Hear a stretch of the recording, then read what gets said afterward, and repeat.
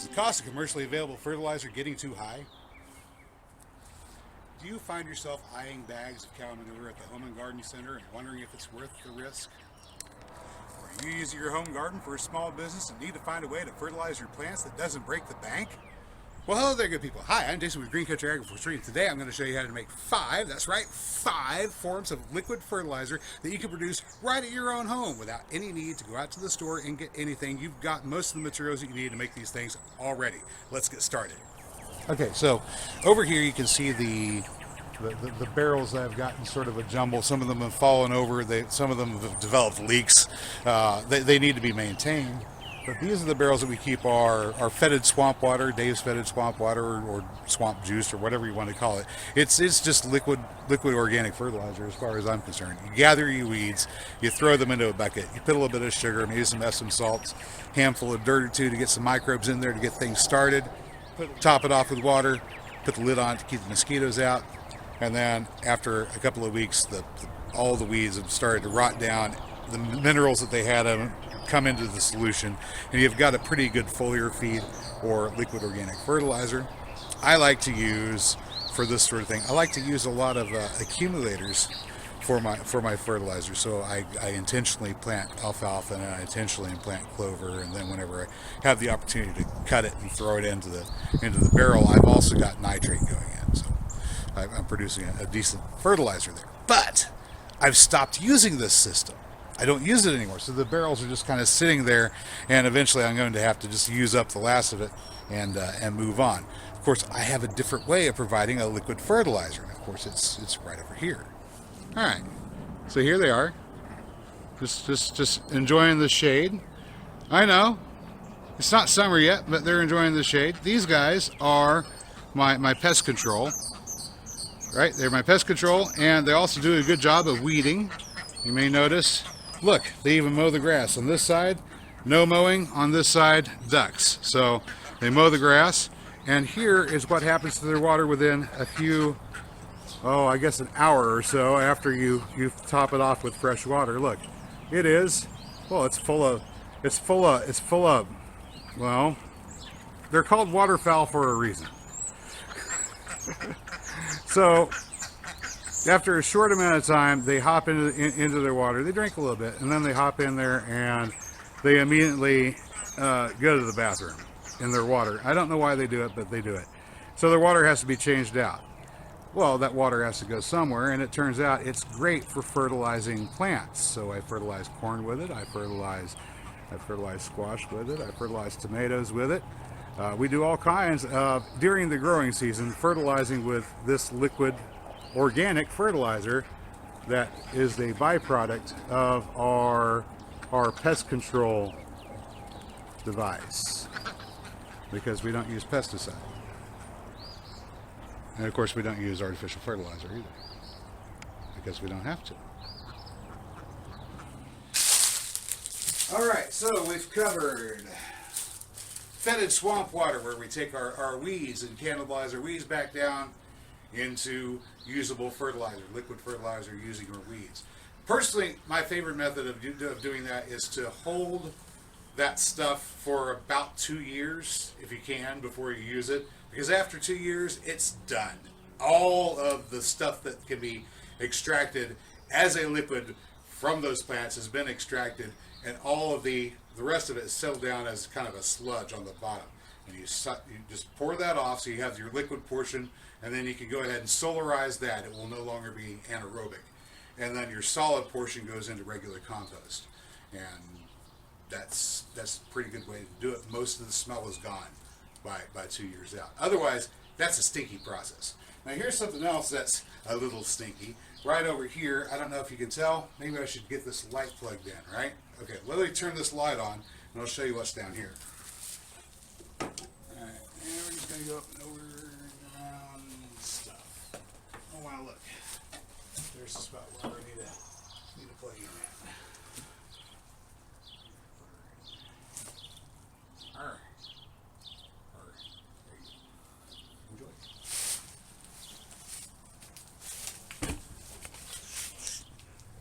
Enjoy. Where's that light switch?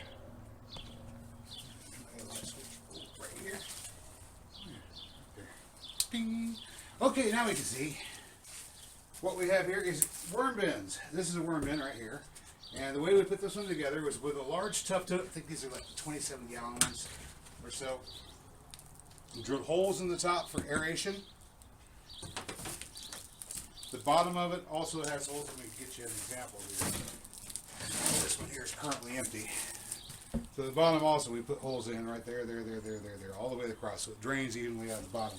Now I have a thought on a change in design that I may implement in the future, but I won't get into that right now. In here, of course, is where the business happens. Let's get over here so you can see. Hopefully you can see okay. I'm going to zoom in a little bit. All right, so in here we have our little workers. Now, this particular setup is as it was last year whenever summer hit us and we went through the drought, and this particular bin had been out there at the edge of the garage where it was constantly getting sun on it, which is not good for worms.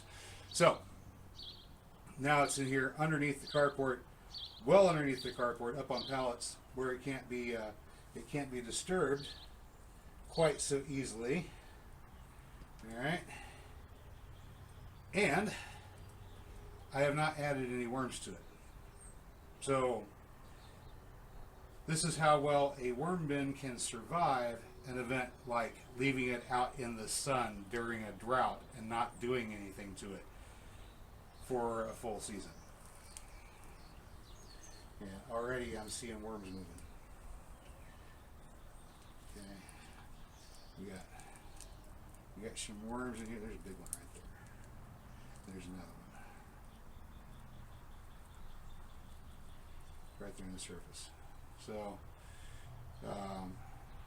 probably my initial crop of worms did die off, and these of course are the offspring from that initial crop of worms, which are now multiplying and filling up the space. So they left their eggs, and whenever circumstances became favorable for them to live again, they got out there and got busy, started making more worms, and now this particular bin is taking off again.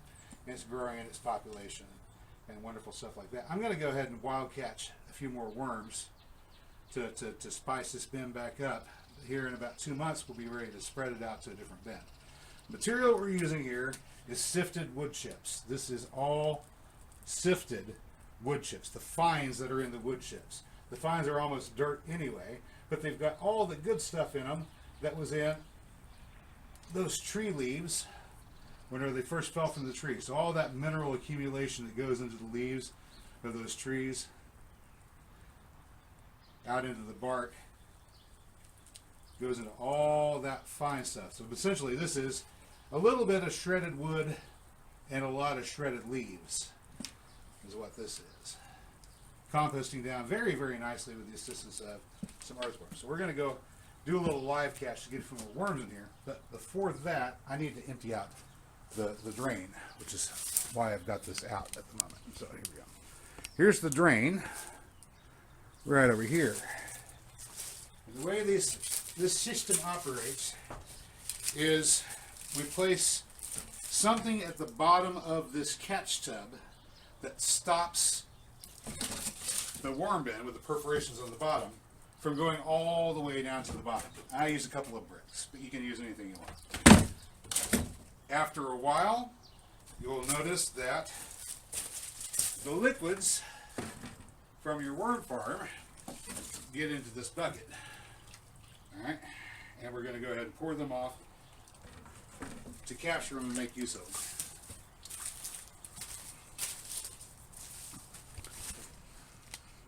Right into this bucket here.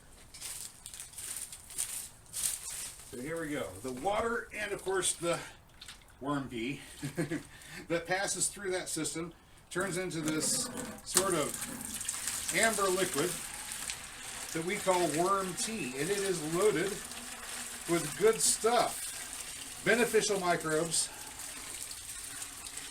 Mainly, the greatest benefit is the beneficial microbes that the worms pass on from their intestines as they process their food. But also, there's a fair amount of nitrate in there as well.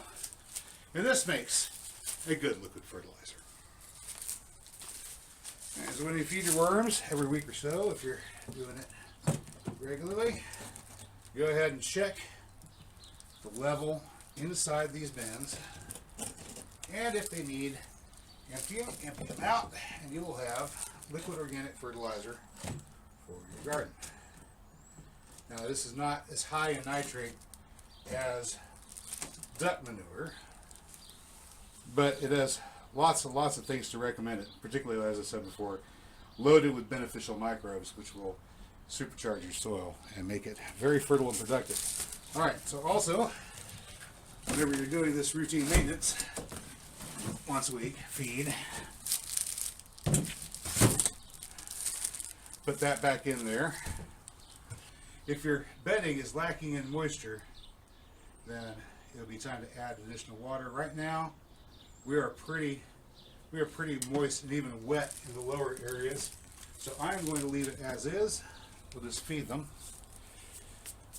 Oh, you want to see me feed them? Okay, fine. We'll feed our worms.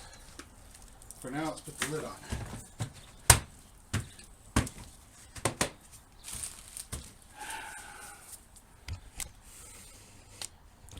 So you want to make worm food. Okay, this will be fun. Okay, I have here a bucket right here, and we're getting ready to go to work over here behind me. Let me show you what we're doing. I zoomed in. I am. Okay, so this is beside our gate here. Bur oak right here, little bur oak, makes some of the largest and tastiest acorns imaginable. And I've got a bunch of things growing around the base of the tree. I'm not gonna bother the purple dead nettle that's here. I'm not gonna bother. Oh, look like I got maybe a wild lettuce there. But I'm gonna pull this guy out, and this guy, and this guy. This is something called goosegrass, common name. Cleavers, another common name. Gallium aperine is the scientific name for it, and it's this plant that sticks to everything, and it's annoying, so I'm pulling it out. Yes, I know. We're doing some reorganization back here, so I've got some stuff that's a little out of place. This particular blender has not seen the inside of the kitchen since the day it was purchased, so fear not. But what we're going to do here is pretty groovy. We're going to feed the worms. Now, you don't need to have any fancy food to feed worms. You can use your kitchen scraps, but what if you don't have enough kitchen scraps? What if you have more worms than you've got kitchen scraps? What if you can't go to the supermarket and get their waste stream? Well, I've got these weeds currently right here. Let's go and put those in.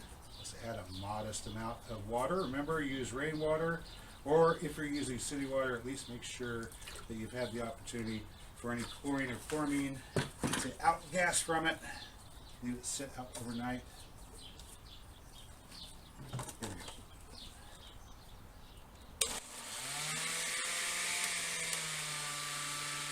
Alright, so down there at the bottom, let's do this. Add a little bit more water. Don't want to bring it up all the way to cover. We'll also got to throw in, let's see, a little bit of charcoal. Yep, charcoal. That's right. Charcoal. And you want to just pick out charcoal that's has that little glass-like sound. Throw that in there. Oh, and an egg that failed the flow test. I don't want to eat that. Throw all that in there. Oh my.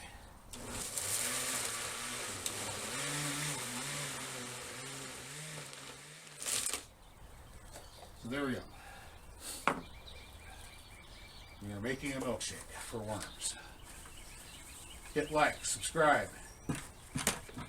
Super sticker if you think it's worth it. I don't care. Throw something out there. Okay. And of course, if you got an aversion to getting your hands dirty, you can use a little hand fork or something like that to do this part here. Right. You just go to whichever side that you did not feed the last time. You know, feed it like one side at a time. And I didn't feed over here the last time, I think. Still got some old, see, eggshells.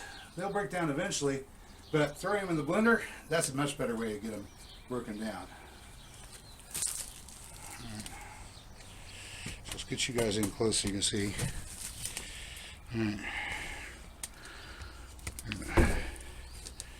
Here's one of the worms right there. Now I have a tendency to congregate wherever the last feeding was. So just go ahead and put it right here. If you get an aversion to getting your hands dirty, of course you can use a little fork or something like that to move this around. But now we've got a nice, well blended worm shake there. Lots of food and some moisture for them too. And that'll be being broken down very shortly. So let me take a look at this material. The bedding material starts out as the fines from sifted wood chips.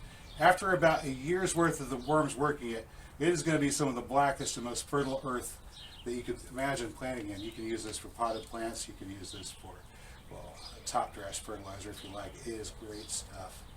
And just like the fertilizer that we made using human urine and wood chips, that's still one of our biggest videos right there. This stuff makes excellent fertilizer. So back over here, if you've got space indoors for about a 27-gallon tough tote, you can have fish indoors. And we don't use an aerator or filter in here. This is fed with duckweed and azolla. It's floating on the surface weeds. We don't feed the fish. And we don't run an, as I said before, we don't run an aerator, we don't run a filter. Instead, we change out the water periodically, but we don't do a full change out either. I just take a little bit of the water and give you an idea. We'll get in here below the surface, so we won't be sucking up any of that duckweed and azolla.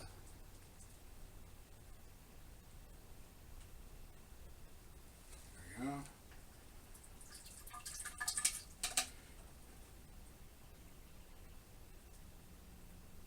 And I can siphon this out with the turkey baster and get a small amount of this used fish water, which is a good low nitrate fertilizer, good for early feeding of seedling starts. And also, while I'm using this turkey baster, if I pull up any tiny fish, I can put them back with minimal disturbance. They'll just think they were eaten by an invisible monster momentarily.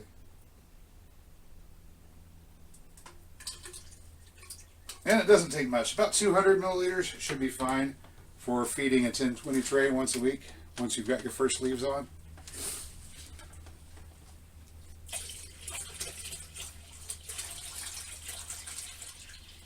There we go.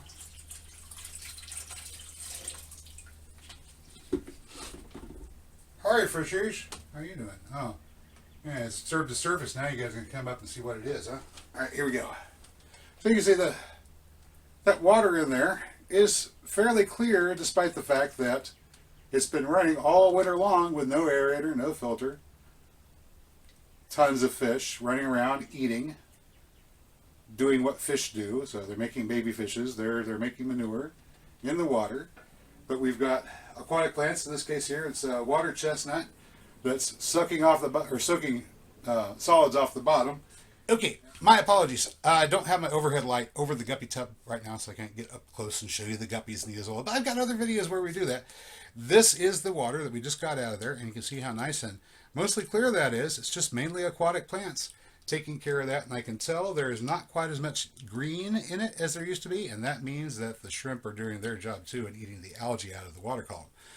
Now this is a pretty good liquid organic fertilizer for seedling starts that need a low nitrogen fertilizer. So let's go fertilize some tomatoes. I think my tomatoes are about ready for some hardening off here, which we just might have to do. I need to get them out. Look, see, they're too close up there. I need to prune them. Oh my. Anyway, so just a couple 100 milliliters once a week. Once they've got their first true leaves on, that's all the fertilizer they need until they can get out to the yard. But yeah, I'm definitely going to have to prune here.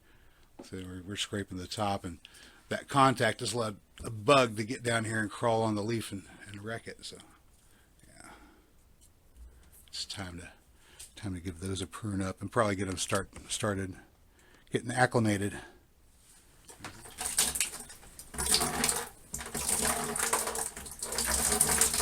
Oh, pardon me. All right, so number 5 on our list of liquid organic fertilizers that you can make at home is probably the cheapest and easiest to make, and it is comparable in performance to a very popular commercial liquid fertilizer that is blue. This one, of course, is not blue. It's about this shade, but I'll tell you what, if it makes you feel better for it to be a different color, we can always do this. It has no effect on performance whatsoever. We'll go ahead and drop in there. There we go. So now, there we go. Now it's green. Are you happy? Okay, there we go. Commercial product available for sale. This available for free. The average adult human makes about 2 liters of this, and you go ahead and dilute it at a ratio. Can you see that? Can you see there? We've got a 500 milliliter graduated solar. We're going to go ahead and dilute it at a ratio of 10 to 1. So we put 50 milliliters in there of the human liquid waste product. Dilute it 50 to 1, and you can compare this to a very popular liquid fertilizer that you can buy at your home and garden center that just happens to be blue. Works just the same. Cost nothing if I didn't put food coloring in it. Alright, you could even go so far, if you wanted to, of diluting it at 20 to 1 ratio and just watering with it once a week. Well, alright, good people, I've got to get back to work mixing this little bit of red corn that we picked up in with our seed corn so we can have the genetics refreshed and good to go for another season. And that's all I've got for you today. I hope you found this video informative or entertaining, and if you did, could you just hit that like button down below, maybe subscribe to the channel, click the notification bell so whenever more videos of interest to you come out, you can get informed of them, not have to be told by your friends and neighbors to go check out greencountryagroforestry.com. Hey, great place for heirloom seeds, bare root trees, and other garden needs. We have a special going on right now for this very same heirloom corn. Also some birdhouse gourd seeds, and a special on daylilies in bulk while supplies last. They are selling out fast, so get them while you can. That's all I've got for you. Once again, I will catch you all next time, but until then, get out there and get growing.